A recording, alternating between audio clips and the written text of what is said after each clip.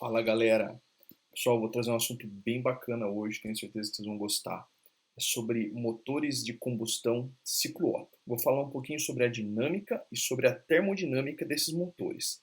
Um assunto bem bacana, com certeza é importante para você. Mas, se você não é inscrito no canal, aproveite, se inscreva. Com certeza esse assunto vai agregar demais e você vai estar sempre por dentro. Sempre vou trazer novidade para vocês aí sobre conteúdos de engenharia.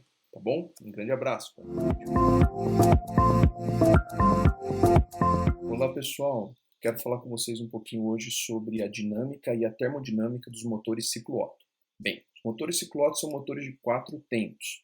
Quais são os tempos desse motor? Então, o primeiro tempo do motor ciclo Otto é o tempo que nós chamamos de admissão. Tá? O tempo 2, ele é o tempo que nós chamamos de compressão. O tempo 3, expansão. E o tempo 4, escape. Ok? Então, basicamente é o seguinte. No tempo 1, no tempo de admissão, nós temos o motor na seguinte condição. Pistão no PMS, válvula de admissão inicialmente fechada. Começou o tempo 1, admissão, a válvula de admissão é aberta, mistura ar-combustível, entra no interior do motor. O tempo 1, ao terminar, ele tem o fechamento da válvula de admissão. No tempo 2 agora, nós temos a etapa de compressão. Na compressão, toda a mistura vai ter um aumento de pressão devido a uma redução de volume no interior do motor. Então, basicamente, você vai ter o pistão indo do PMI ao PMS, fazendo um processo de compressão. Nesse momento, antes do fim do tempo 2, você tem a centelha. Tá? Como é um motor ciclo Otto, você precisa de um processo de ignição, que é por um processo de ignição externa, que vem pela centelha de uma vela. Tá? Nesse momento, você tem uma pequena variação de pressão, né, devido ao processo de centelha. Esse processo de variação de pressão é a volume constante, falaremos um pouco melhor sobre isso. Tá? Ainda no tempo 2, você tem o processo de centelha, tá? O momento onde a vela precisa dar uma ignição no combustível para você ter o começo da combustão. Tá? Esse processo ele vai dar a passagem para o tempo 3. No tempo 3, você tem basicamente o início da combustão e o processo de expansão, que acontece devido à alta temperatura que se encontra agora os gases no interior da câmara de combustão. Então você tem um processo de expansão, o que leva o pistão do PMS ao PMI. Tá? Quando você chega no PMI, no ponto morto inferior, você vai ter a abertura da válvula de escape. Isso vai diminuir a pressão do motor para a pressão atmosférica e então os gases de combustão eles vão ser jogados para fora do motor. Ok? Isso acontece durante o tempo 4. E acabou-se, então, tempo 4, você reinicia o ciclo no tempo 1. Ok? Agora vamos lá dar uma olhada nesse motor do ponto de vista termodinâmico. Então, do ponto de vista termodinâmico, nós temos a seguinte condição. O tempo 1 ele é um processo de admissão isobárica. A gente pode ver ali pelo diagrama P, pressão-volume, que o tempo 1 ele fica dentro da passagem isobárica do diagrama. Tá? Então, do PMS ao PMI, o processo de admissão ele acontece da forma isobárica.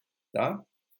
Agora veja, no tempo 2 nós temos um processo de compressão. Essa compressão, como ela é feita muito rápida, ela é classificada como uma compressão adiabática, ou seja, uma compressão que mantém entropia constante, nesse caso. Adiabática, que a gente chama de adiabática isentrópica. Tá? Então, a compressão, por ser rápida, é conhecida então como uma compressão adiabática isentrópica, com entropia constante. Ao atingirmos ali o finzinho do tempo 1, nós temos a ignição. Nesse momento, você tem uma rápida passagem de pressão, de uma pressão mais baixa para uma pressão mais alta, devido à ignição.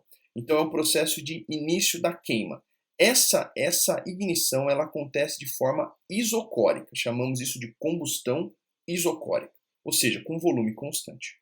Logo em seguida, ao processo de ignição, você tem a expansão. Tá? Onde você vai ter o pistão sendo movimentado mecanicamente do PMS para o PMI, tá? Em um processo de expansão muito rápida, chamada de expansão adiabática, que também é isentrópica.